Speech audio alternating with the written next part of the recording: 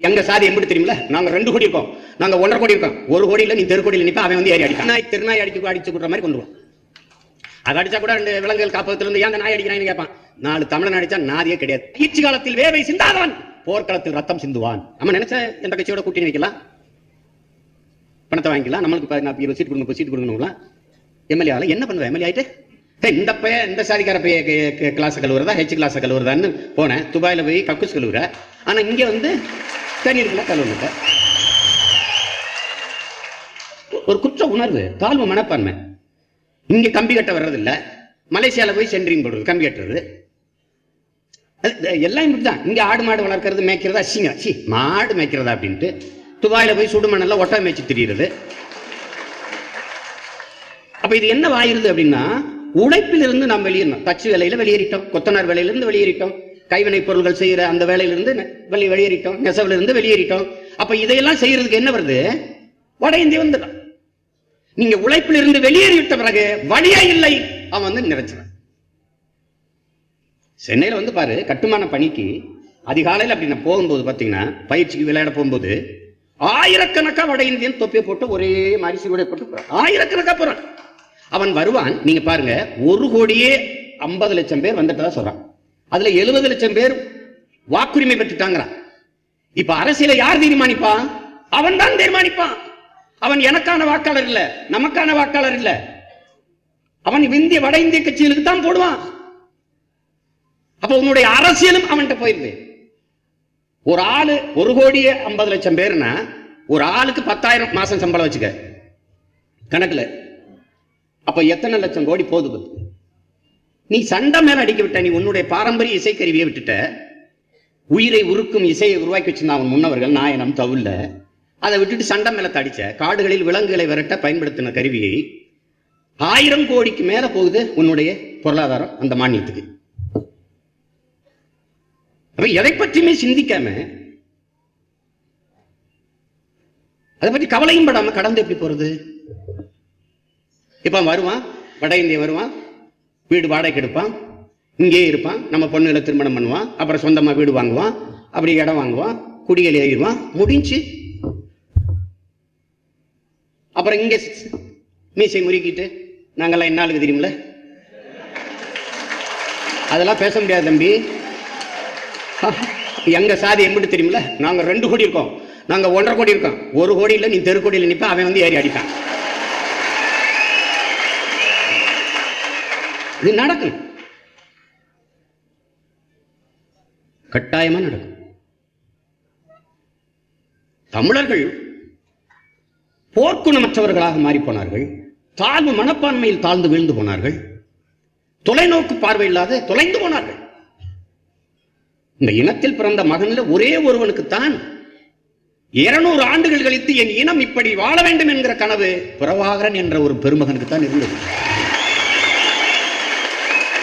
வேற யாருக்கும் இல்ல. இப்ப என்ன ஈழத்துல நிலைமை என்ன? என் தம்பி கூட பேசினாரு, குறிப்பிட்டு பேசினாரு. அவன் வந்து ஆதிசிவன் ஐயனார் கோயிலை இடிச்சிட்டு, மலை மேல இடிச்சிட்டு புத்தகர கட்டுறான். அங்க ஒரு பெரிய சூலாயுதம் இருந்தது, அதை தூக்கி வீசிட்டான். ஆனா இங்க இந்துன்னு சந்துக்குலன்னு பேசின ஒருத்தனும் வாய் திறக்கல. நான் ஒரே ஒருத்தன் தான் கண்டிச்சு அறிக்கை கொடுத்துருக்கேன். நீ மோசமான பின்விளைவுகளை எதிர்கொள்ள நேரிடும் சொல்லியிருக்கேன். நம் வழிபாட்டு தலங்களை எல்லாம் இடிக்கிறார்கள், தரமட்டமாக்குறார்கள். எந்த பண்பாட்டு அடையாளமும் நமக்கு இருக்கக்கூடாது என்று முடிக்கிறார். 2,80,000 ராணுவ வீரர்கள் 2 லட்சம் பேரை நம் தாய் நிலத்தில் குடியேற்றிருக்காங்க. போர்வை இல்லையடா, இங்க யாருமே இல்லையடா, ராணுவம் அங்க முகாமிட்டு இருக்கிறதை திரும்ப பெறு என்று சொல்றான். ஒருத்தனும் காது கொடுத்து கேட்கல. அந்த ராணுவ குடியேற்றங்களை கொண்டு அங்கே வச்சு நம்ம நிலத்துல அவனுக்கு வீடு கட்டி கொடுத்து, அந்த நிலப்பரப்பு முழுதும் தமிழர் தாயகம் இல்லை, தமிழர்களுக்கு நிலமே இல்லை, அதுதான் முழுக்க சிங்கள நிலப்பரப்பு என்று ஆக்குவதற்கு வேலை நடக்குது. அது கேட்கறது ஏன்? நீ அதிகாரமற்ற அடிமை, அதிகாரமற்ற அடிமை. நம்மள்ட்ட அதிகாரம் இருக்கு, கட்சித்தீவு கொடுத்ததான் என்று இந்திய அரசு பேசிட்டு தப்பிச்சு போயிருமா? நீ கொடுத்ததா, நான் திருப்பி எடுக்கிறதா? உன் வேலை என்னதை போய் பாரு. நம்ம ஒரு சட்டம் போடுவோமா, சட்டம் போட்டு தமிழ்ல வழக்காடுற உரிமை எங்களுக்கு கொடுங்கன்னு ஒரு சட்டத்தை போட்டு நம்ம அனுப்புவோமா? 7 பேர் விடுதலைக்கு ஒரு சட்டத்தை போட்டு நம்ம அனுப்புவோமா? அவர்கள் அதை தூக்கி குப்பையில் போடுவாரா? மாநில அரசின் சட்டத்தை நாங்கள் மதிக்க தேவையில்லை. நான் சீஃப் மினிஸ்டர் ஆஃப் தமிழ்நாடு, மத்திய அரசின் சட்டத்தை நான் மதிக்க தேவையில்லை. அவ்வளவுதானே. அப்படி என்ன ஓன் சட்டம் பெரிய உயர்ந்த பணச்சட்டம், பெரிய பணமரத்தில் வெட்டியா சட்டம்? ஓன் சட்டம் பெரிய இந்த சட்டம் போடா. நீ என்னை மதிக்கல, நானும் உன்னை மதிக்கல. That's all your honour.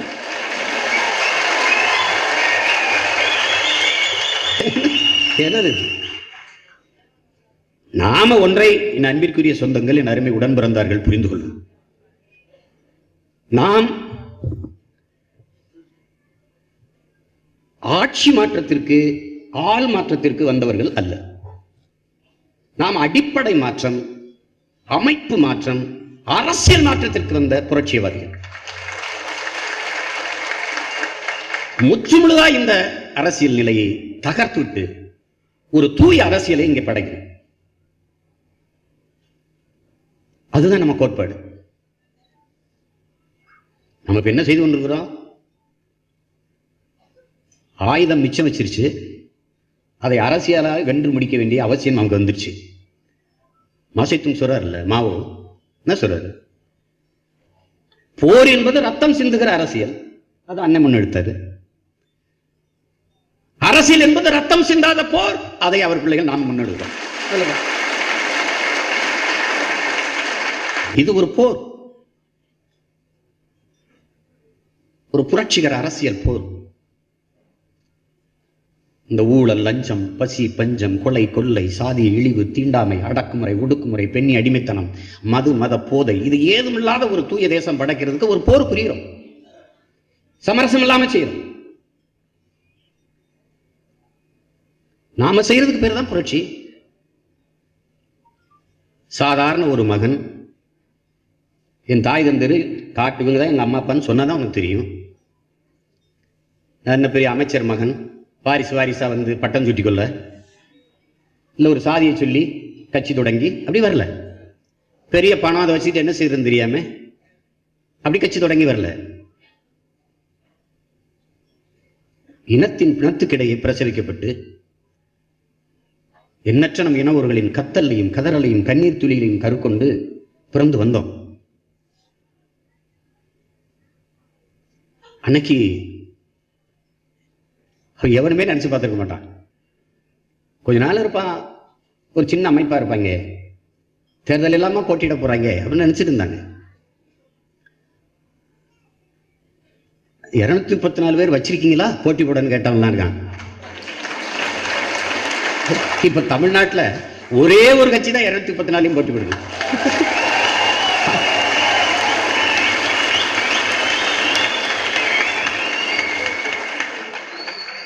எந்த கட்சியும் போடுறது இல்லையே. அதுக்கு ஒரு 10 சீட்டு, இதுக்கு ஒரு 10 சீட்டு, அவனுக்கு ஒரு 30 சீட்டு, 40 சீட்டு, இப்படிதான் போட்டு 4-3 சீட்டை என்ன கூட சொல்லுவாங்க. எப்படியாவது வென்று நீங்க உள்ள போங்க, ஒரு 4 பேராவது உள்ள போங்க. 4-3 சீட்டை வென்று நான் ஒண்ணும் செய்ய முடியாது. நாட்டை வெல்ல. ஏனென்றால் எங்கள் கனவு பெரிது, என் தேச நிலப்பரப்பை விட பெரிது. ஆல்பர்ட் ஐன்ஸ்டீன் சொல்றான்ல, உன்னால் சுமக்க முடியாத பெருங்கனவை நீ சுமந்து நில்லுங்கிறான். அதான்டா உலகத்தில் எல்லாவற்றையும் விட பெரிதுங்கிறான். எல்லாரும் தத்துவங்கள், ஞானிகள், தத்துவ யோகிகள் எல்லாம் நம்ம கற்பிச்சுட்டான். புதுசா ஒன்றும் இல்லைங்க. ஜோசப் ஸ்டாலின் சொல்றாரு, உலகத்தில் வெல்ல முடியாத படை என்ற ஒன்றே இருந்ததே இல்லைங்க. இந்த படையை வெல்லவே முடியலைங்க. அப்படி ஒரு படை இருந்ததுன்னு இல்லவே இல்லை. அதனால இந்த திராவிட படைகள் எல்லாம் வெல்லுவது வீழ்த்துவது நமக்கு ஒரு பெரிய வேலை ஒன்றும் இல்லை. அடிப்போம், போரிடும், தயங்கக்கூடாது, யோசிக்க கூடாது. தலைவர் சொல்றாருல்ல, எவ்வளவு தூர பயணமானாலும் ஒரு காலடி தடத்தில் தான் தொடங்கி ஆக வேண்டும்ங்கிறாரு. அதையே மார்ட்டின் லூதர் கிங் சொல்லலாம். என்ன பார்த்துக்கிட்டு இருக்க, ஏன் மலைச்சு நின்றுட்டு இருக்க? மொத்த படிக்கட்டையும் பார்த்து ஏன்டா மலைச்சு நின்றுட்டு இருக்க? நம்பிக்கையோடு முதல் படிக்கிற கால் எடுத்து வைடாங்கிறான்.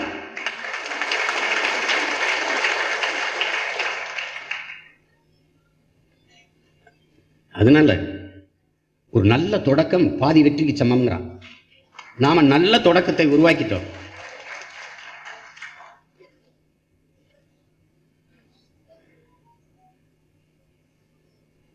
சேகவரா சொல்றதுல என்னையெல்லாம் சொல்லுவான், சாத்தியம் இல்லாததெல்லாம் பேசிட்டுக்கிறாங்க. ஆடு மாடு மேய்க்கிறது, வளர்க்கிறது, அரசு பணியா மாற்றிடுவேன், பண்ணை எப்படி உருவாக்கிடுவேன், வேளாண்மை எப்படி பண்ணை வேளாண் முறையை கொண்டு வந்துடுவேன், இப்படி சொல்றோம்ல. என்னமா சொல்றாருங்க. ஒரு நாட்டுக்கோழி 1 கிலோ கறி எவ்வளவு தெரியுமில்ல? 650 ரூபா. 800 ரூபாய் என் தங்கச்சி இல்லை. இவன் நாட்டுக்கோழி நான் வளர்ப்பேன்னா, நான் வந்ததுக்கு அப்புறம் இந்த பேசணும் பட்டியலிட்டு வச்சிருக்கேன்.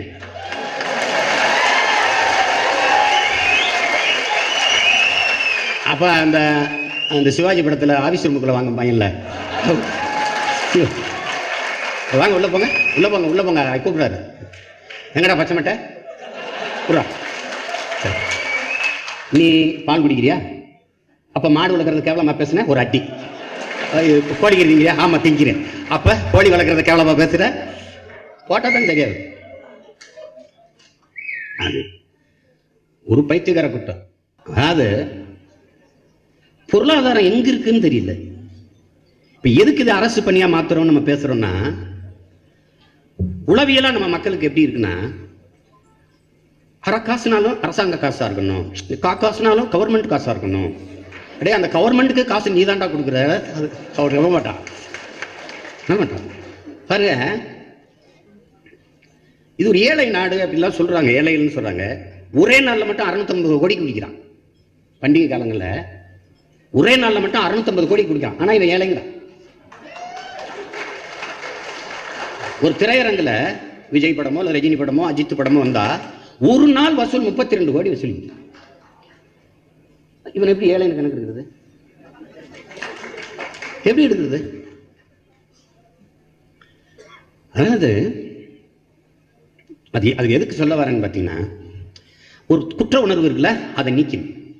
எனக்கு ரொம்ப நக்கலா பேசுனேன். டேய், டாஸ்மார்க் கடையில் சாராயம் ஊற்றி கொடுக்குறவன் அரசு பணியாளரா இல்லை, கவர்மெண்ட் வேலையா இல்லையா?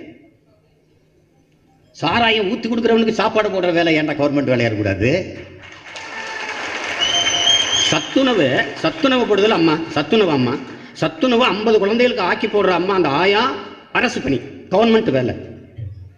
ஆயா கையில சத்துணவு பண்ணி கொடுக்குறாள் எங்க ஆத்தால பணம், அவன் கவர்மெண்ட் வேலையா இருந்துடக்கூடாதான்? எப்படி இருக்கு? ஆடு மாட்டுக்கு ஊசி போடுறாருல டாக்டர், வெட்டினரி டாக்டர், விலங்கியல் மருத்துவர், அவர் அரசு மருத்துவர். ஆனா ஆடு மாடு வளர்க்கிறவன் அரசு மருத்துவர், அரசு பணியாளராக இருக்கக்கூடாது. ஒரு 5 வருஷம் அரசை கொடுத்துட்ட பண்ண பாரு, இப்படி போவில்லை, ஆஸ்திரேலியாவுக்குள்ள போறோமா சுவிட்சர்லாந்துக்குள்ள போறோமான்னு தெரியாத மாதிரி எங்கு பார்த்தாலும் விளைநிலங்களும் பண்ணைகளும் மாற்றி விட்டுருவேன் நாட்டை. ஒரு பய சாதியை பத்தி யோசிக்க முடியாது, மதத்தை பத்தி சிந்திக்க முடியாது, நேரம் இருக்காது. 60 வயசுக்கு மேல போனவர்களை தவிர மீதி எவனுக்கும் உழைக்காமல் சோறு கிடையாது. உழைக்கணும், கட்டாயம் உழைக்கணும். படித்தவர் படிக்காதவர் அனைவருக்கும் அரசு வேலை. நீ என்ன வாங்குறவ வச்சுக்கிட்டு தூக்கிச்சிட்ட சோறு வச்சுட்டு மாண்மைக்கு போடுவியா? நீ குளிரூட்டப்பட்ட அறையில் உட்காந்துக்க, சிசிடிவி பொருத்தி விட்டுருக்க, அது வாட்டு மேஞ்சிக்கிட்டு இருக்கும், பார்த்துக்கிட்டே இருக்க வேண்டியதுதான். அப்புறம் சாணி போடும், அதை வேக்கம் கிளீனர் மாதிரி வச்சுக்கிட்டு உறிஞ்சி டிராக்டர்ல கொட்ட வேண்டியதுதான். அதுக்காக பூட்ஸ் கொடுத்துருவேன், கிளவுஸ் கொடுத்துருவேன். அங்கே வெட்டேரி டாக்டர், அங்கே மருத்துவர், அங்கே எல்லாம் வச்சிருப்போம். அப்படியே குழி கொண்டு இயற்கை உரக்கடங்களை கொட்ட வேண்டியதுதான். ஆடு மாடுன்னு போற கழிவு, அப்புறம் தக்காளி பண்ணையிலிருந்து வர்றது கழிவு, அந்த எள்ளு புண்ணாக்கு, அது எல்லாத்தையும் கொஞ்சம் கொட்டிடுவேன். இயற்கை உரக்கடங்கு பல 100 ஏக்கர்ல உருவாக்கி வச்சிருப்பேன். அங்கிருந்து பயோகேஸ் எடுப்பேன், மீத்தேன் எடுப்பேன், அங்கிருந்து எடுப்பேன். என் பூமித்தாய் ஈரக்கொலையை போய் தொடமாட்டேன். பூமித்தாயை போய் தொடர வேலையை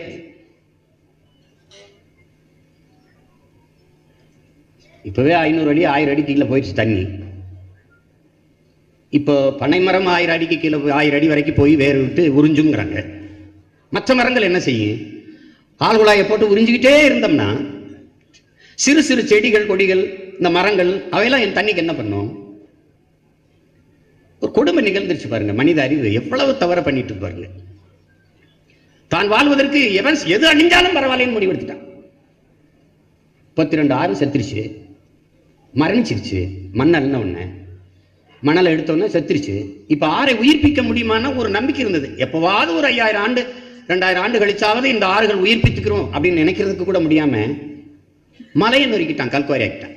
மலையிலிருந்து தான் அருவி வரணும். உனக்கு அருவிதான் உருவாக்குச்சு, அருவிதான் பாதை கட்டி ஓடிச்சு. ஆறா அதுவா தான் போச்சு. ஏரியை நம்ம வெட்டணும், குளத்தை நம்ம வெட்டணும், கம்மாயை நம்ம வெட்டணும், கிணற நம்ம வெட்டணும். அருவியை ஆறை அருவி உருவாக்குச்சு. அது இயற்கையின் பெருங்கொடை. இப்ப மலை மணல்னு நொறுக்கி நொறுக்கி வித்துக்கிட்டு அந்த மணலை தீர்த்துட்டு அந்த மலையை நொறுக்கி நொறுக்கி குறுங்குறு கற்களா கொண்டு வந்து சாலை போடுறானா, தார் சாலை போடுறானா. எதுக்கு? வேகமா போறது. எங்க? வீட்டுக்கு இல்ல, சுடுகாட்டுக்கு.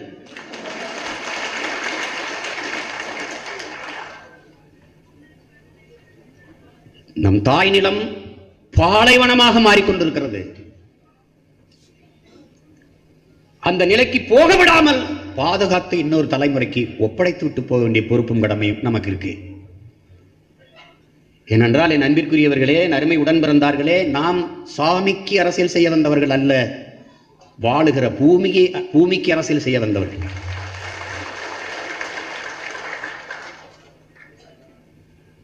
மதம், சாதி, கடவுள், இந்த உணர்ச்சி எல்லாம் மனிதனுக்கு மட்டுமானது, உலகிலேயே மனிதனுக்கு மட்டுமானது இது. ஆனால் உலகம் பல கோடிக்கணக்கான உயிர்களின் உடைமை. இந்த மனிதனுக்கு மட்டுமேயான இந்த உணர்வில் அரசியல் கலக்கக்கூடாது. அரசியலில் இது கலக்கக்கூடாது. ஏனென்றால் அரசியல் அனைத்து உயிர்களுக்குமான ஒன்று. அதனாலதான் நம்ம எப்படி கோட்பாட்டை உருவாக்கணும்? நாம் தமிழர் கட்சி அனைத்து மக்களுக்கும், அரசியல் அனைத்து உயிர்களுக்கும், தலைமை அதிகாரம் எப்போதும் தமிழர் நிலத்தில் தமிழனுக்கு. ஏனென்றால் தமிழர்கள் நாங்கள் மனிதநேயவாதிகள் அல்ல, மானுட பற்றாளர்கள் அல்ல, நாங்கள் உயிர்ம நேயர்கள். உலகிலேயே உலகம் தழுவி நேசித்து எல்லா உயிர்களையும் அன்பு கொண்டு நேசித்து நின்றவன் தமிழன் மட்டும்தான்.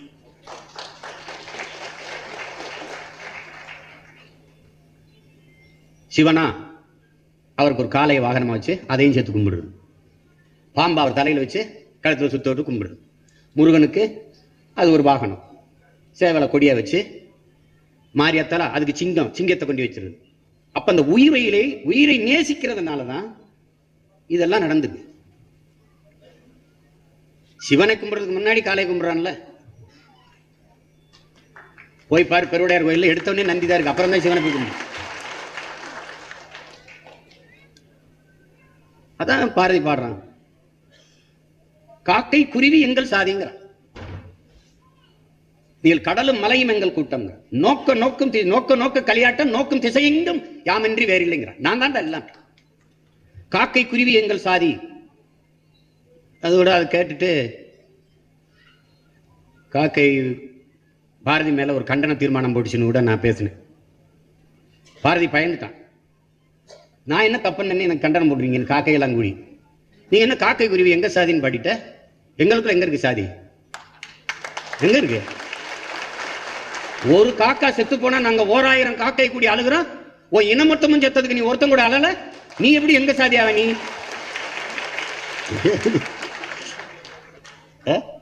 எப்படி? டார்வினை கண்டிச்சு குரங்குகள்லாம் ஒரு கூட்டம் போட்டுருக்கு. மனிதன் குரங்குல இருந்து வந்தானு நிச்சயமா இருக்க முடியாது. குரங்குகள்லாம் டார்வின் போய் சொல்றாரு. என்ன இப்படி சொல்ற அப்படின்னு. நான் எங்களுக்குள்ள எங்கடா சாதி இருக்கு? நீங்க என்னடா இவ்வளவு சாதி மதத்தை வச்சுக்கிட்டு சண்டையை போட்டுருக்கீங்க? புகழ் நீங்க எப்படி எங்கள்ல இருந்து வந்திருக்க முடியும்? நிச்சயமா நீங்க எங்கள்ல இருந்து வந்திருக்க முடியாத குரங்குகள்லாம்.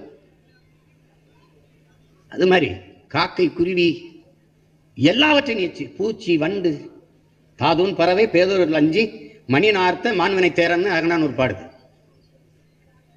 தலைவன் காட்டுக்குள்ள போயிட்டு இருக்கான், சல் சல்னு தேர் சலங்கை கட்டிருக்க அழகுக்காக சல் சல்னு சத்தம் போடுது. காட்டுக்குள்ள போகும்போது தலைவன் இறங்கி வண்டியை தேர நிறுத்துன்றான். நிப்பாட்டி இந்த மணியினுடைய நாக்குகளை அடக்குங்கிறான். அவன் களிமண்ணை உருட்டி உருட்டி உருட்டி உருட்டி இந்த மணியில தள்ளுறான், சத்தம் கேட்காம பண்ணு. ஏன்னு கேட்கறான் அவன். இல்ல காட்டுக்குள்ள போய்கிட்டு இருக்கோம், சல் சல்னு சத்தம் கேட்குது, பூக்கள்ல சின்ன சின்ன வண்டுகள் குருவிகள் தேன் குடிச்சுக்கிட்டு இருக்கும், பயந்து ஓடிடும். அதனால எது இருக்கு? இந்த பரதேசிய ஒரு தாய் மார்ல பால் குடிச்சுக்கிட்டு இருக்கும் பச்சை புள்ள, வயது மிகுந்த ஒரு இதய நோயாளி இருப்பாரு, இல்ல விபத்துல ஒருத்தன் சிக்கிட்டு அவசரமா வான்னு கூப்பிடுவான், அந்த நேரத்துக்கு அழைப்பு எடுக்க முடியாம போயிரு. எதையும் கவலைப்படாம டம்மு டும்முன்னு பட்டாசை போட்டு பாரதேசி பயிலு ஒருத்தனாவது யோசிக்கிறானா? இந்த குருவி எல்லாம் சிதறி ஓடுது.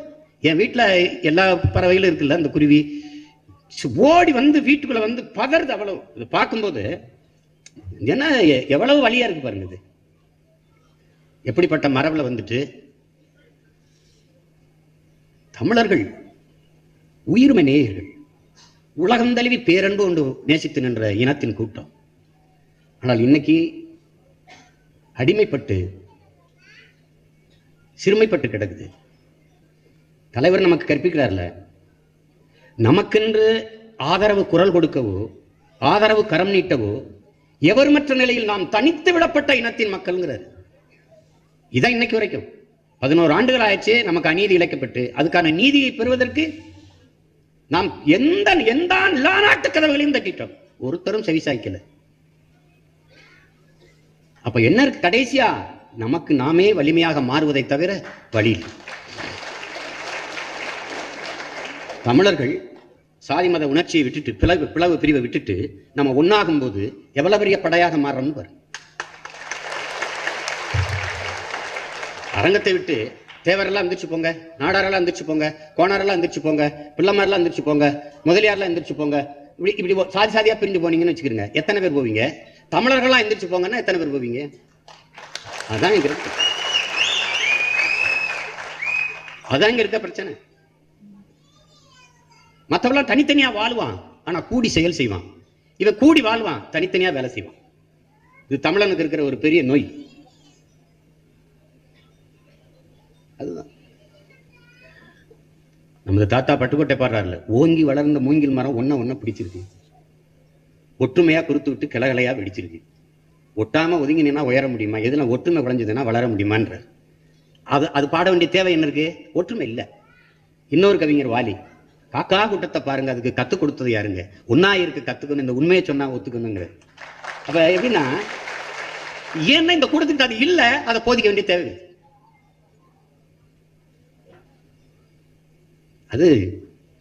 அது தமிழ் இளம் தலைமுறையினர் மிக கவனமா இத கவனத்தில் எடுத்துக்கிட்டு வரணும். சாதி மத உணர்ச்சி எப்போதும் நம் இனத்தை பிளந்து பிரிக்கும். மொழி இன உணர்வு எப்போதும் இணைக்கும். இங்கே மதத்தை வச்சுத்தான் மனிதத்தையே அடையாளப்படுத்துறான். மனிதனே இந்துக்கள், இஸ்லாமியரு, கிறிஸ்தவரு, அறிவார்ந்த தமிழ் பிள்ளைகள், கற்றறிந்த சான்றோர் பெருமக்கள், ஆதியில் முதலில் உலகில் தோன்றியது மொழி இனமா சாதி மதமா? இது கேள்வி. மனிதனின் உழைப்பில் இருந்து மொழி உருவாகுது, அதான் முதல்ல. அந்த மொழியை பேசக்கூடிய ஒரு மக்களின் கூட்டம் இனம் என்று வரையறுக்கப்படுது. அந்த இனக்கூட்டம் ஒரே இடத்தில் நிலைத்து வாழக்கூடிய ஒரு நிலப்பரப்பை கொண்டிருக்குமே, ஆனால் அது தேசிய இனம் என்று வரையறுக்கப்படுது. சாதி மத அந்த உணர்வு எப்ப வருது? மிக மிக பின்னாடி. 2000 ஆண்டுகளை கூட இந்த மதங்கள் தொடல. கவனிச்சுக்கணும். அப்ப மொழி எவ்வளவு காலம் ஆயிடுச்சு. தமிழின் தொன்மையை நீங்க அறியணும்னா மாசோ விக்டர் அவர்கள் எழுதின நூல்களை எல்லாம் நீங்க வாங்கி படிக்கணும். ஐயா இப்போ எழுதியிருக்க புத்தகங்களை 26 புத்தகத்தை வாங்கி நீங்க படிக்கணும். எல்லாரும் நாம் தமிழர் பிள்ளைகள் கட்டாயம் படிக்கணும். படிக்கிற பழக்கத்தை என் பிள்ளைகள் முறைப்படுத்தி வச்சுக்கணும். தினம் பண்ணணும். 1/2 மணி நேரம் 1 மணி நேரமாவது ஒதுக்கி படிக்கணும். சுவாசிப்பது போல வாசிக்கிற பழக்கத்தை வாசிப்பதை நம் வச்சுக்கணும். அதுல இப்போ இப்படி பார்ப்போம். தொல்காப்பியர், அதான் தொன்மை இலக்கண நூலுங்கிறாங்க, மூத்த நூலுங்கிறாங்க. தொல்காப்பியரே நம் முன்னவர்கள் குறிப்பிட்டது போல, நம் மூதாதைகள் சொன்னது போல தொல்காப்பியரே சொல்லி சொல்றாரு. அப்புறம் அதுக்கு முன்னாடி அறிஞன் இருந்துக்கான், தமிழ்ல பேரறிஞன் இருந்துக்கான். திருக்குறள் எடுத்துக்கிடுவோம், ஒரு 2000 ஆண்டுனே வச்சு பேசுவோம், 2000 ஆண்டுனே வச்சு பேசுவோம். ஒரு அறநூலை, ஆகப்பெரும் ஒரு பொது மறையை எவ்வளவு செழுமையாக ஒரு ஞானி உட்கார்ந்து எழுதினான். உழவினார் கைமடங்கின் இல்லை விளைவதும் விட்டேன் என்பார்க்கு நிலைங்க. 1.25 அடி தான், எவ்வளவு பொருள் பாருங்க. உழவன் கைமடங்கி படுத்துட்டான்னா ஒண்ணுமே வேண்டாம் என்று துறவரம் பூண்டு போன துறவி கூட வாழ முடியாதுறாங்க.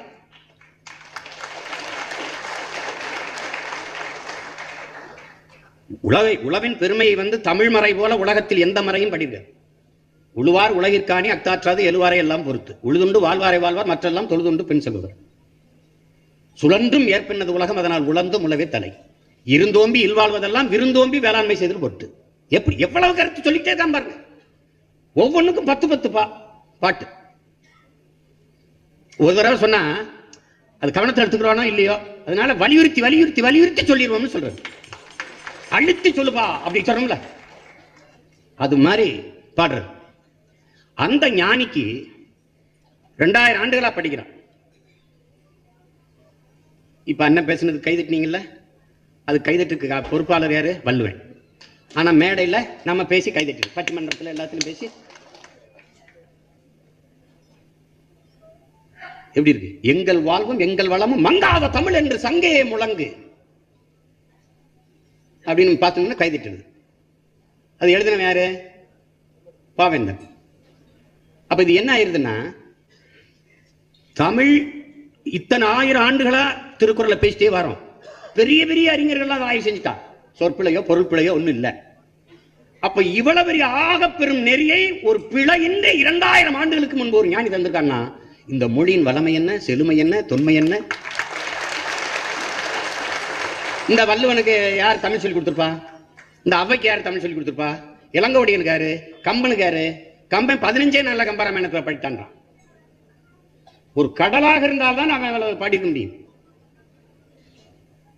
அப்ப தமிழின் தொன்மையை நீ தேடி தேடி போனீங்கன்னா வியந்துருவ. அந்த மொழி பெருமை இல்லாது, மொழி பற்று இல்லாது போனதுனால் இனப்பெருமை இல்லாது போயிட்டது. இனப்பெருமை இல்லாதனால திட்டமிட்டு சாதி மத பெருமை ஊட்டப்பட்டு பிளந்து பிரிஞ்சுட்டான். தேவரை நிப்பாட்டினா நாடார் போட மாட்டார், நாடாரை நிப்பாட்டினா கோனார் போட மாட்டார், கோனாரை நிப்பாட்டினா உடையார் போட மாட்டார், உடையாரை நிப்பாட்டினா பிள்ளைமார் போட மாட்டார். அப்புறம் எப்படி உனக்கு அரசியல் வலிமை வரும்? அதனால நாங்க என்ன சொல்றது? போட்டா போடு, போடலைன்னா போ.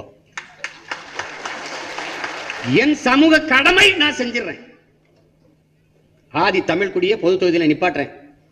தமிழன் என்று பார்த்தா போடு, அவன் தாழ்த்தப்பட்டவன் என்று நினைச்சா போட்டாத ஓட்டு எனக்கு தீட்டாய்.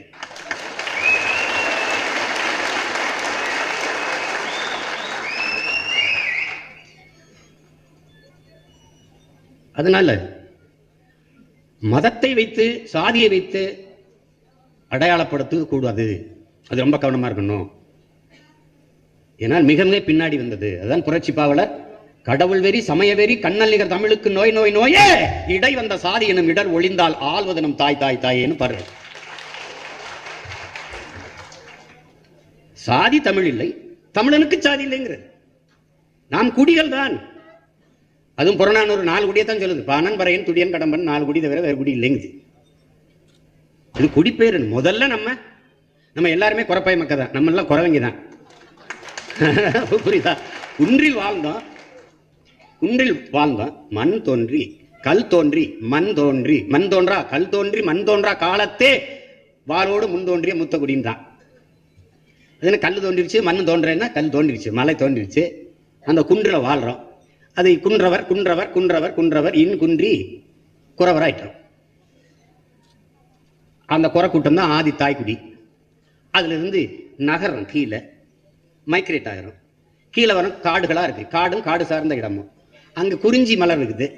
அதனால அந்த நிலத்துக்கு பேர் குறிஞ்சின்னு வைக்கிறோம். இப்போ ஊட்டி கொடைக்கானல் குறிஞ்சி மலர் பூக்குது பாக்குறீங்க. கீழே வர்றோம், முல்லை மலர் இருக்குது. அதனால அந்த நிலத்துக்கு பேர் முல்லை நிலம்னு வைக்கிறோம். அது இதுவரை வேட்டையாடி சாப்பிட்ட விலங்கை ஏன் வளர்ச்சி சாப்பிடக்கூடாதுன்னு முடிவெடுக்கிறோம்.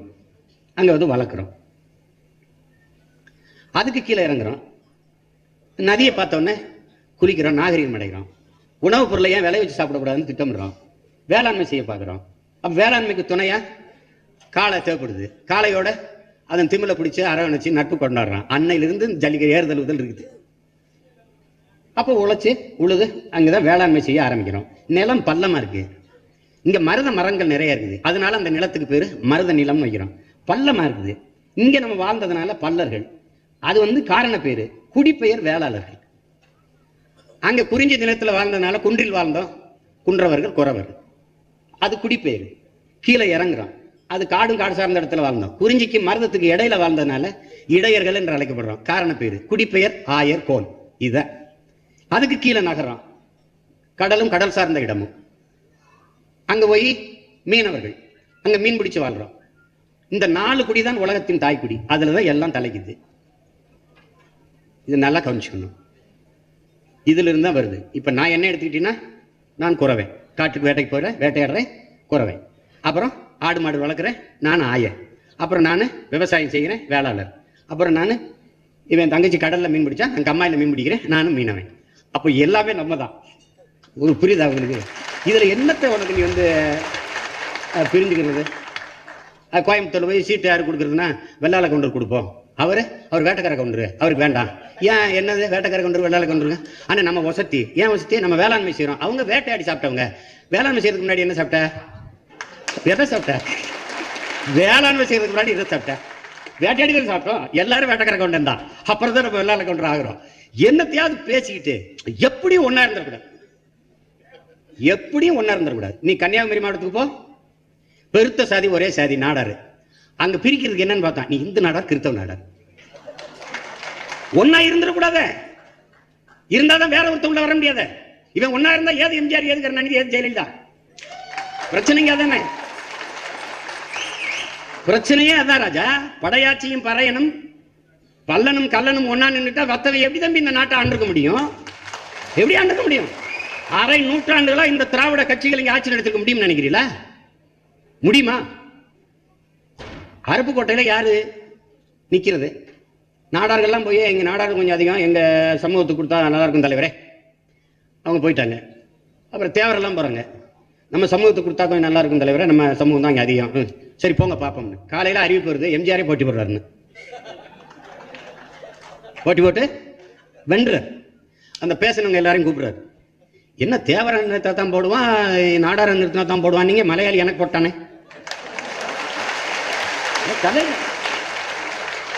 இந்த யதார்த்த அவர் வந்து நான் சிரிக்கிறதுக்கு சொல்ல ஆழ்ந்து சிந்திக்கணும். இந்த நிலையை இன்னும் நீடிக்க விட்டு நீ போனீங்கன்னா நாதி ஏற்று போயிருவேன். பெரிநாய் திருநாய் அடிச்சு கொடுற மாதிரி கொண்டுருவோம். அதை அடிச்சா கூட 2 விலங்குகள் காப்பகத்திலிருந்து ஏன் அந்த நாய் அடிக்கிறான்னு கேட்பான். 4 தமிழன் அடிச்சா நாதியே கிடையாது.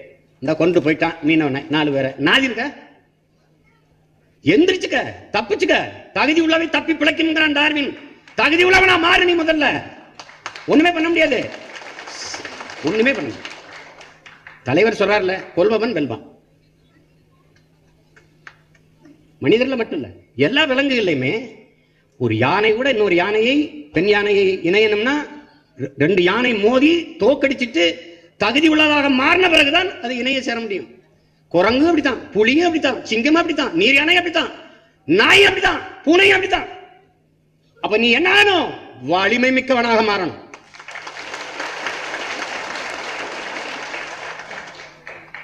இல்லைன்னா முடிச்சிருவான். தமிழர் என்ற ஒரு இனம் இருந்தது அப்படின்னு வந்து. இதனால இந்த தேர்தல் நமக்கு ஒரு போர்க்களம். இதுல இந்த மாவட்ட தலைமையில் இருக்கிறவர் தான் உயர்ந்தவர், தொகுதி தலைமையில் இருக்கிற தாழ்ந்தவர், தொகுதி தலைமையில் போட்டிருக்கவங்க தான் சிறந்தவர்கள், அப்புறம் மற்றவங்க எல்லாம் அதெல்லாம் கட்சியில எல்லாரும் எனக்கு ஒரே சம அளவு அன்பு தான், சம அளவு மதிப்பு தான். நேத்து கட்சியில வந்து சேர்ந்தவரும் சரி, நாளைக்கு சேர போறவரும் சரி, முந்தா நாள் சேர்ந்தவருக்கும் ஒரே மதிப்பு, ஒரே அன்பு தான். அப்படிதான் ஐயா கிருஷ்ணகுமாருக்கு என்ன மதிப்பும் அன்போ அதே தான் தம்பி மணி செந்திலுக்கு, தம்பி ஹுமாயூனுக்கு, தம்பி செந்தில் நானுக்கு, தம்பி கந்தசாமிக்கு, எல்லாருக்கும் ஒரே அளவு அன்பு தான். பல முறை சொல்லிட்டேன். ஒன்றிய கிளைக்கழக பகுதிகளில் அந்த சிற்றூர்களில் வேலை செய்யறதுல தான் வெற்றி இருக்கு. இப்ப மாவட்ட செயலாளர், மாவட்ட தலைவர் என்ன பண்ணி, இப்ப மாநில ஒருங்கிணைப்புன்னு நிறைய பேரை போட்டுருவாங்க. என்னத்தை ஒருங்கிணைச்சாங்கன்னு சொல்லுங்க, ஏதாவது சொல்லுங்க, ஏதாவது சொல்லுங்க. ஒண்ணும் கிடையாது. சும்மா பெருமைக்கு எருமை மேய்க்கிற மாதிரி ஏதாவது வாங்கி செஞ்சுக்கலாம். ஒண்ணும் கிடையாது. மாநில ஒருங்கிணைப்பு, மாநில ஒருங்கிணைப்பு என்னத்தரா ஒருங்கிணைக்கிறீங்க? முதல்ல 4 பேரை ஒருங்கிணைச்சு சேர்த்து விடுறான். 4 பேர் ஒன்னும் செய்ய மாட்டேன்.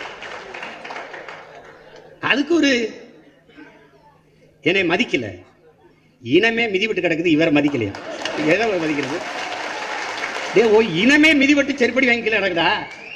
அதை எழுப்புறதுக்கு தான் இந்த பாடுபட்டு. நீ ஒன்னே என்ன மதிக்கல, மதிக்கல வீட்டு வாசல்ல வச்சு நாயன தவல் வச்சு வரவேற்பு கொடுத்து வாங்க தயவு செய்து வாங்க, தயவு செய்து வாங்க.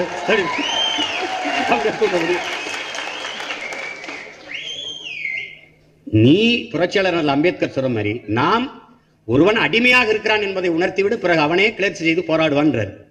நாங்க 10 வருஷமா உணர்த்திக்கிட்டு வரோம்.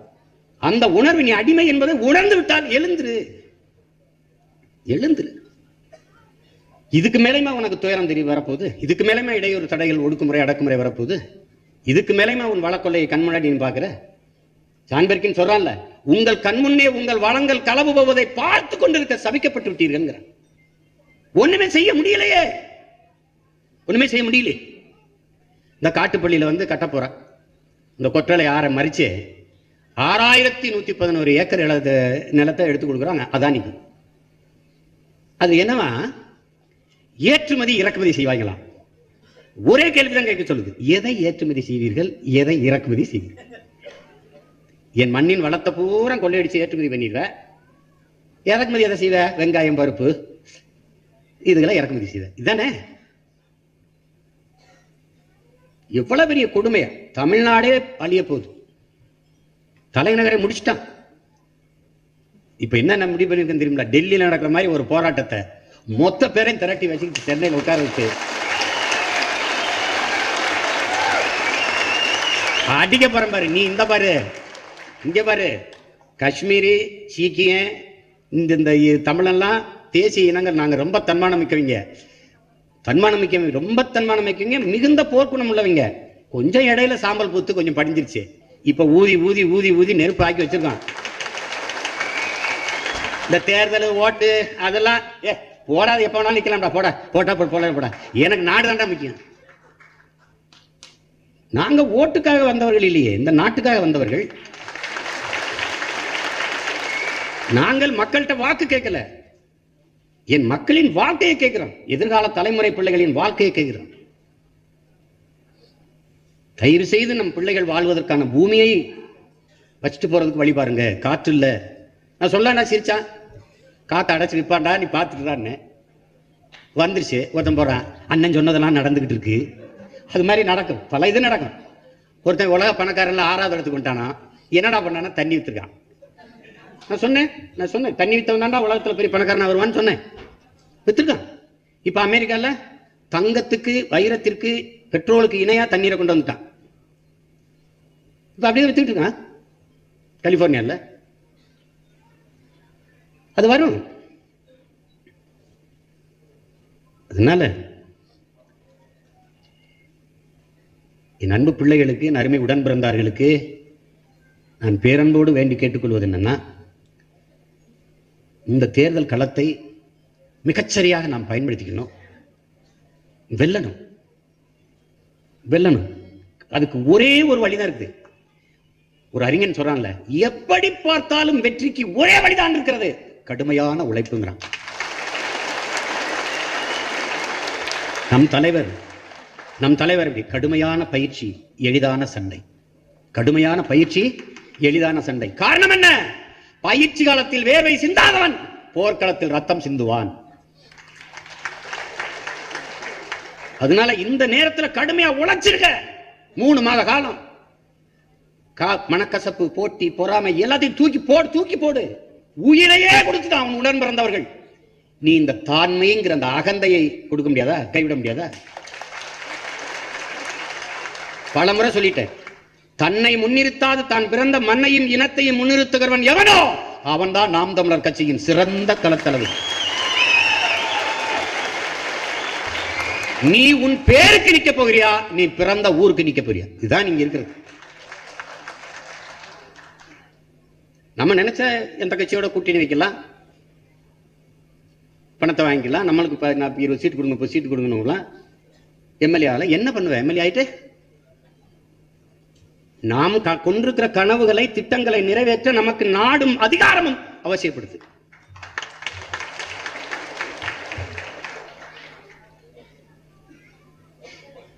அதனால கடுமையா உழைச்சிருங்க. வேட்பாளராக நிறுத்தினவங்கள ரொம்ப பொறுக்கி தேடி தகுதி பார்த்து நிப்பாட்டிருக்கு. இன்னும் முழுமையான அறிவிப்பு மார்ச் மாதத்துல நடக்கும். அது சென்னையில பெரிய மாநாடு போல போட்டு 234 பேரையும் மேடையில் ஏற்றி அதை சிறப்பா செய்ய இருக்கும். எப்படி ஆட்சி நடத்துவோன்ட்டு நான் திரையிட்டு காட்டுவேன். இப்படிதான் பாருங்க. இந்த பாருங்க ஆஸ்திரேலியால ஹெலிகாப்டர்ல மாடு மேய்க்கிறான்னு நீங்க சிரிச்சீங்கல்ல, இந்த மேய்க்கிறேன் பாருங்க. மேய்க்கிறான் பாருங்க, ஓடு. அங்க பாருங்க பிரேசில்ல குதிரையில் மேய்ச்சிட்டு வரான் பாருங்க. நான் ஜீப்ல மேய்ப்பேன், அவ்வளவுதான். புரியுதா உங்களுக்கு? பண்ணையை உருவாக்கி எப்படி 3 லட்சம் கோடி பாலின் சந்தை மதிப்பு இருக்கு. எப்படி பால் உற்பத்தியை பெருக்குவேன் பாருங்க. எப்படி துறை சார்ந்து அதை பிரிச்சு பால் இண்டஸ்ட்ரி தனி, அது வெண்ணெய் தயாரிக்கிற தொழிற்சாலை தனி, பாலாடை கட்டி தயாரிக்கிற தனி, எப்படி பாருங்க மோர் தயாரிக்கிற தனி, எல்லாம் பண்ணும். அது அப்படியே காணொலியா ஓடும். ஒரு கொட்டான், ஒரு ஓலை கொட்டான் விலை துபாயில 250 ரூபா. எல்லாம் என் தம்பியை பட்டியல் தான் அனுப்பியிருக்கேன். நீ ஏன் ஓலை கொட்டான் பின்றது இல்லை? சீன பாயில படுத்தா உனக்கு கனவு வருமா? எங்க பாயில படுத்தா கனவு வராதா? ஒரு தடவை படுத்து பாரு. வாழ்விடத்தில் இருந்து என் மக்கள் வேலை தேடி வேறெங்கும் செல்ல வேண்டாத நிலைக்கு கொண்டு வந்து நிறுத்திடுவேன். நிலமும் வளமும் சார்ந்த தொழிற்சாலைகள், வேலை வாய்ப்பு, வளர்ச்சி, இதான் நம்முடைய திட்டம். என்ன? நீர் மேலாண்மை, நீர் வள பெருக்கம், நீர். வயிறு, பசி இருக்கக்கூடாது. பசி வந்தா 10 பறந்துருங்கிறா. மானம், குடிப்பிறப்பு, தானம், தவம், ஈவு, கல்வி, காம முயற்சி எல்லாம் போயிருங்கிற அவை பெருமாட்டி. அதனால பசி இருக்கக்கூடாது. அப்ப என்ன பண்றது? நானே வேளாண்மை செஞ்சிடறேன். அரசை செஞ்சிருது. முதலமைச்சருங்கப்பா, அமைச்சர்களாங்கப்பா அந்த பண்ணையில் உட்காந்து பேசிட்டுருக்காங்க. ஏதோ அவசர கூட்டமா, எல்லாரும் பண்ணைக்கு வர சொல்லிட்டாரு, அங்கே போய் உட்காந்து பேசிட்டுக்கிறாங்க. என்ன பண்ண, மாட்டு பண்ணையா ஆட்டு பண்ணையா, இல்லை ஏதோ ஒரு தக்காளி பண்ணையில் உட்காந்து பேசிட்டுருக்கோம். அங்கே சட்டசபையில் சாணி கட்டுறதுக்கு இதை பண்ணலாமே.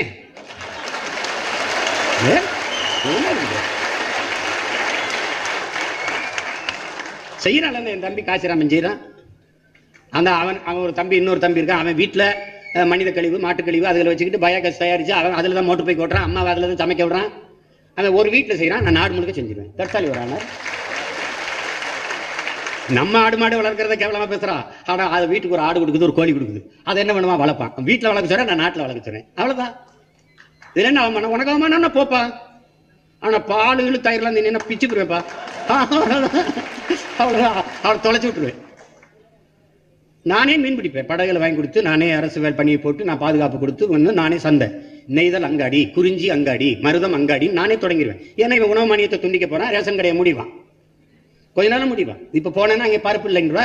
அப்புறம் கொஞ்ச நாள் கழிச்சு வெங்காயம் இல்லையான்னு வந்துருவா. கொஞ்ச நாள் கழிச்சு அரிசி இல்லைன்னு வந்துருவான். அப்புறம் கொஞ்ச நாள் அம்மா கடையே இல்லைம்மான்னு வந்துருவேன்.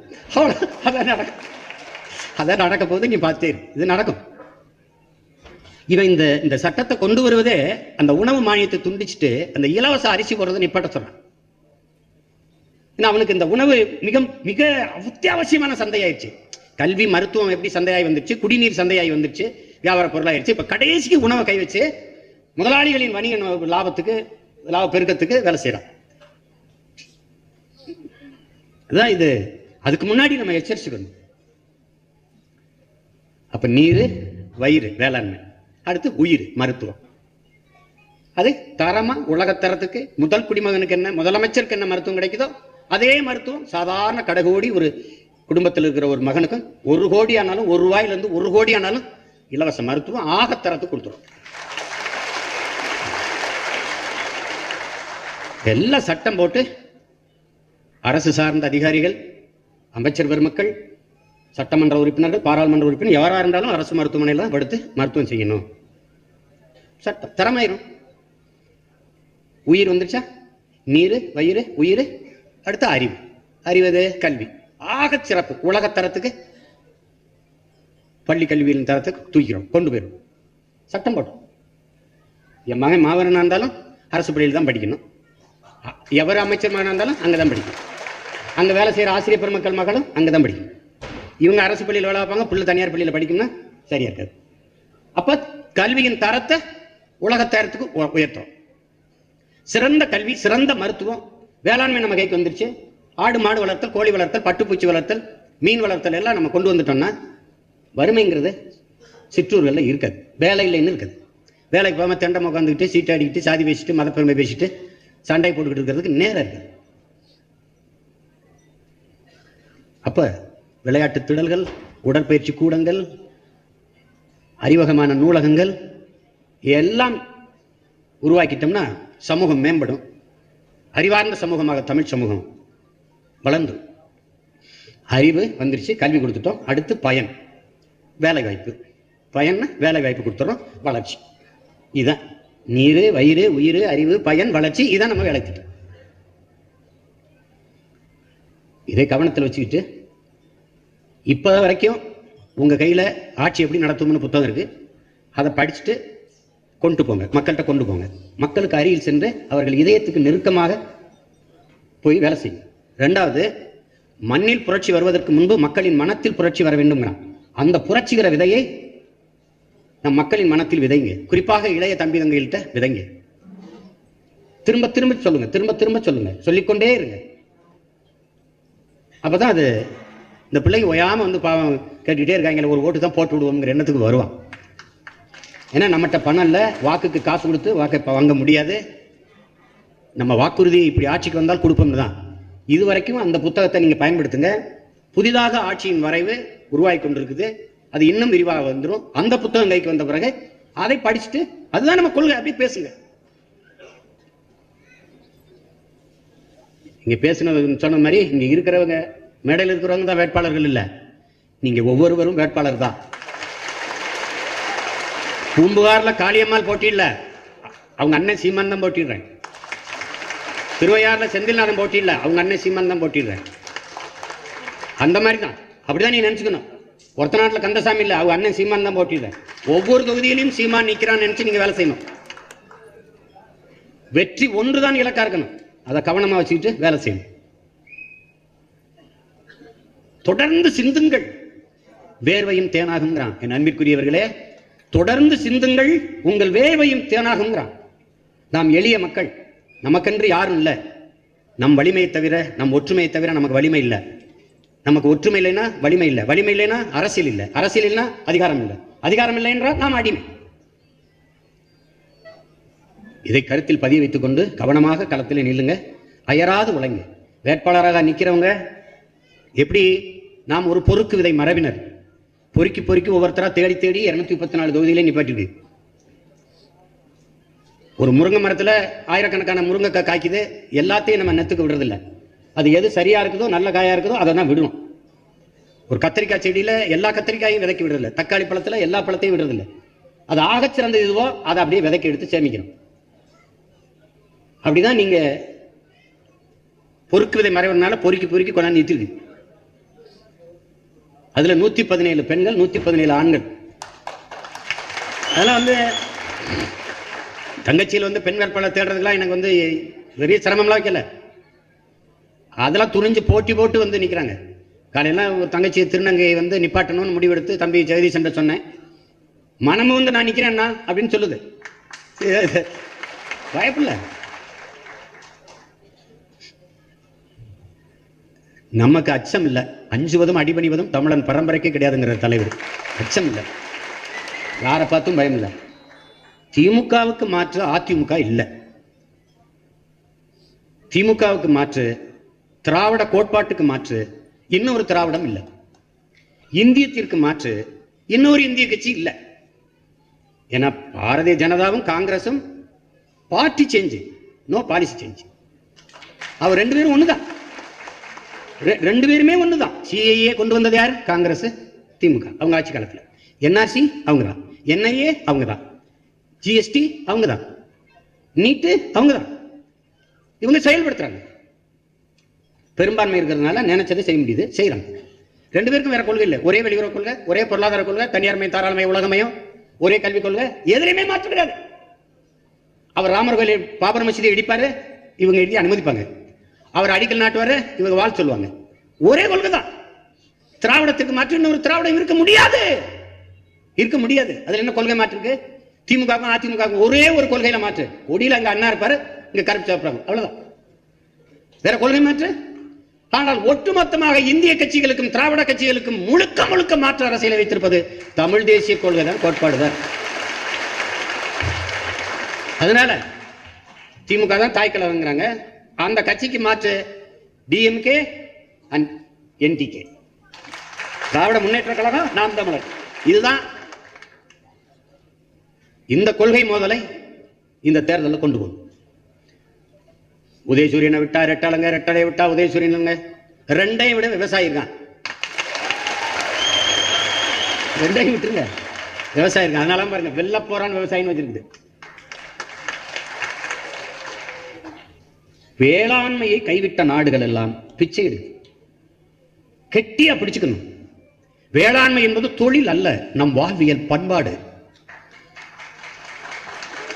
என் அன்பிற்குரியவர்களே, கொரோனா நோய் தொற்று வந்துருச்சு, உலகடங்கு போட்டான். உலகடங்கு அடங்கிடுச்சு, இந்தியா நாடடங்கு போட்டுச்சு, இங்கேயும் ஊரடங்கு போட்டாங்க. எல்லாம் வீட்டை விட்டு வெளியில வராதுங்க. ஆனா தவிச்சா மக்கள்.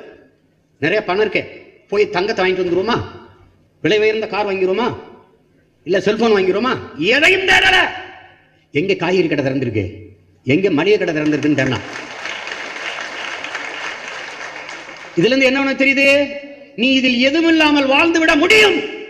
நீரும் சோறும் இல்லை என்றால் வாழ முடியாது. ரொம்ப முக்கியம். சிகரெட் குடிக்காம உங்களால வாழ முடியும். ஆனால் சிகரெட் விற்கிறவன், தயாரிக்கிறவன் பெரும் கோடீஸ்வரன்.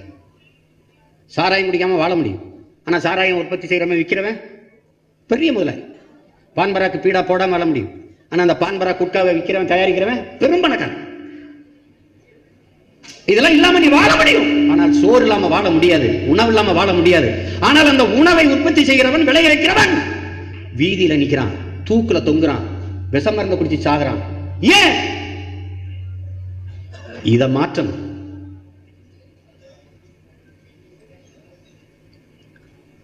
அதுக்கு ஒரே வழிதான் இருக்கு, நம்முடைய வெற்றி.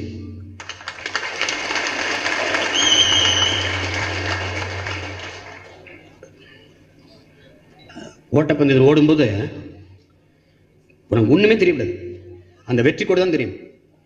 போய் கோட்டை தொட்டுட்டு செத்து கூட போங்கிறான். அவன் எப்படி பயிற்சி இருக்கிறான், நீ கோட்டை தொட்டுட்டு செத்து கூட போடா, அந்த வெறியில ஓடுங்கிறான். ஹிட்லர் என்ன சொல்றான், நீ குதிரையை விட வேகமா ஓடு, குதிரை மாதிரி ஓடு, வென்றுட்டா குதிரையை விட வேகமா ஓடு, அப்பதான் வெற்றியை தக்க வைக்க முடியுங்கிறான். நீ ஏன் உனக்கு ரெக்கை இருக்கிறத மறந்துட்டு நீ நடந்து திடீர? பறந்து போ. முடியல ஓடு, முடியலையா நடந்து போ, முடியல தவழ்ந்து போ, அதுவும் முடியலையா உருண்டு போ. ஆனால் எப்படியேனும் நீ உன் இலக்கை நோக்கி நகர்ந்து கொண்டிருக்கிறாய் என்பதுதான் முக்கியம். போயிட்டே இரு. ஐயா அப்துல் கலாம் அவர்கள் என்ன சொல்றாங்க, எல்லா பறவைகளும் மழை பெஞ்சதுன்னா தன் கூட்டை நோக்கித்தான் பறக்கணும். ஆனா கழுகு இருக்கு பாருங்க, அது மேகத்தை கிழித்துக் கொண்டு மேலவை பறந்துரும். மலையில நினையாம அது மேகத்தை கிழிச்சு போய் மேலவை பறந்துரும். அப்படி என் அன்பு பிள்ளைகள், அருமை உடன் பிறந்தார்கள், எத்தனை தடை இடையூறு வந்தாலும் கழுகை போல மேகத்தை கிழித்துக் கொண்டது பறப்பது போல நீங்கள் நம் இலக்கை நோக்கி விரைந்து பறந்து போ. ஏன்னா நாட்கள் இல்லை, இன்னும் 5 வருஷம் 10 வருஷம்லாம் அதிகாரத்தை விட்டு அப்படி நின்றுட்டு இருந்தீங்கன்னா மொத்தமா முடிச்சு சுடுகாடை கையில் விட்டு போயிடும். இது நாடா இருக்காது, பொட்டலை நிக்க விட்டு போயிடும், ஒண்ணுமே இருக்காது. இன்னும் ஒரு 10 வருஷத்துல மலைகள் இருக்காது. இப்ப நிறைய மலைகள் நீங்க வந்து பாத்தீங்கன்னா, இப்படி சாலையில போறீங்கல்ல, மலை இருக்கும், அந்த பக்கம் வந்து பாத்தீங்கன்னா முதுகு இருக்காது.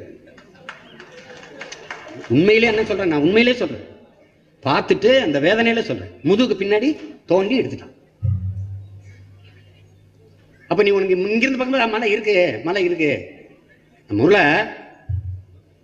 நான் எல்லாம் சின்ன பிள்ளையா இருக்கும்போது எங்க அத்தை பத்தாலாம் கதை சொல்லுவாங்கல்ல, எப்பாய் ஒரு ஊர்ல போய் மலைமுழுங்கி மகாதேவன் இருந்தானாம்பா அப்படின்னா நமக்கு சின்ன பிள்ளை, அப்படியா பூதம் பூதம்பா பெரிய மலைமுழுங்கி மகாதேவன் அப்படின்னா நான் அப்பெல்லாம் அது கதை நினைச்சிருந்தேன். உண்மையிலேயே இப்ப தெரியுது பூரா மலைமுழுங்கி மகாதேவங்கள தான் இருக்காங்க. மலையை அப்படியே முழுசு முழுசா முழுங்குறாங்க. கொடுமை இருக்கு. அதனால என் அன்பிற்குரியவர்கள், இது ஒரு லட்சிய போராட்டம். இது பன்னெடுங்காலமாக நமது இன்ன முன்னவர்கள் தூக்கி சுமந்து வந்த ஒரு புனித கனவு. அலை மாகடல் நிலம் வானில் உன் அணி மாளிகை ரதமே, அவை 7 மிதமே உனது அதிகாரம் நிறுவாய்கிறான். என்ன சொல்றான், இந்த தரையில மட்டும் இல்லடா, அலை மாகடல் நிலம் வான் எல்லாத்திலையும் அதிகாரம் இருக்கணும்.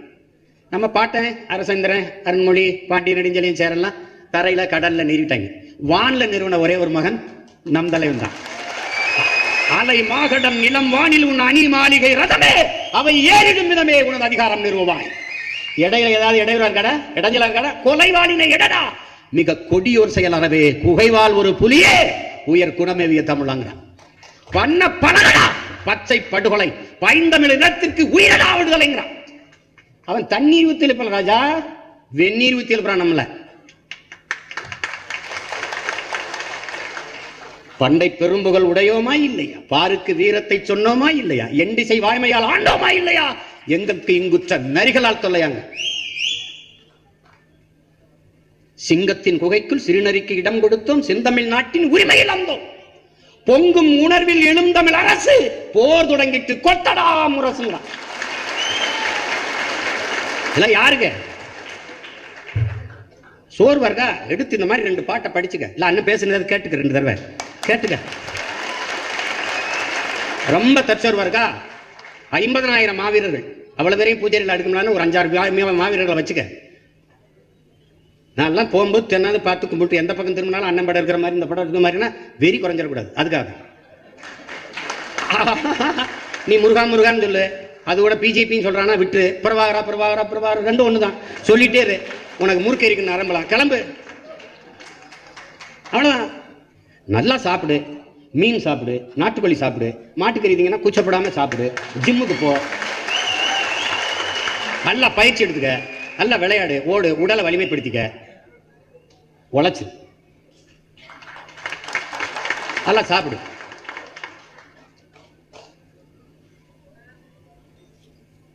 அதனால கடுமையாக உழைச்சு நம்ம வென்றணும். அதை தவிர நமக்கு வழி இல்லை. இல்லைன்னா நம்மளை கொண்டுருவாங்க, நாம் அழிக்கப்படும்.